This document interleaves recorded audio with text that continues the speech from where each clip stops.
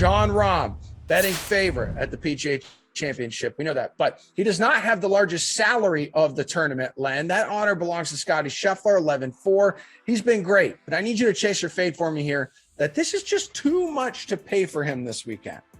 Yeah, Emerson, good morning. I am going back and forth on this. It's a tough call for me. I mean, Scottie Scheffler is the number one player in the world. He's won 4 times, and now he's going to his favorite course.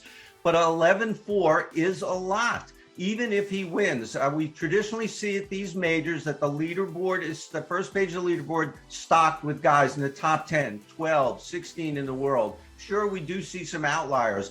But if you play Scottie Scheffler at 11-4, I think you're going to have to really go deep down to fill out your lineup. I'm toying with a lineup with 2 9,000 plus guys and maybe even a $10,000 guy, which I really like to get 3 big name guys. But I'm going to struggle with the other 3 guys. If you go to Scottie Scheffler at 11-4, you're going to may need 4 struggling guys to get through.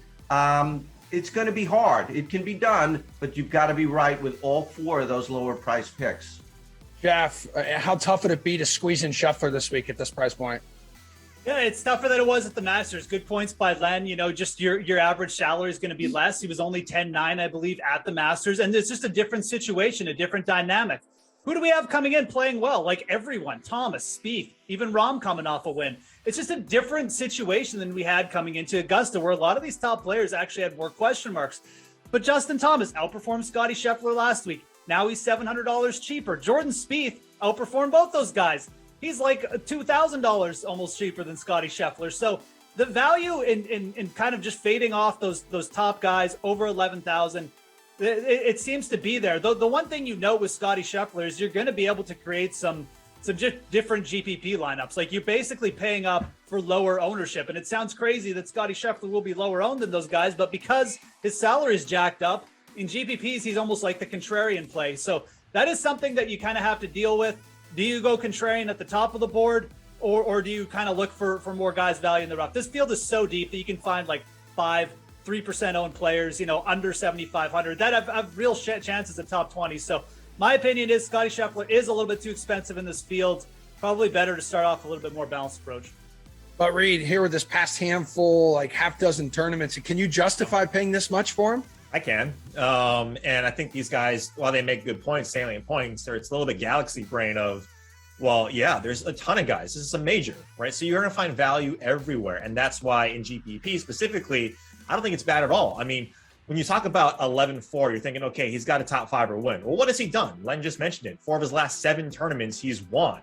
So when he has that kind of upside and he's going to his favorite course, narrative street, what have you, there's a lot to be said for that. And in majors, what you have to do with your lineups is you got to be, you can't marry yourself to one type of build, right? Because last year, if you look at the PGA Championship, no guy, there's only one player above $10,000, and that was Geoff's boy, Louis Oosthuizen.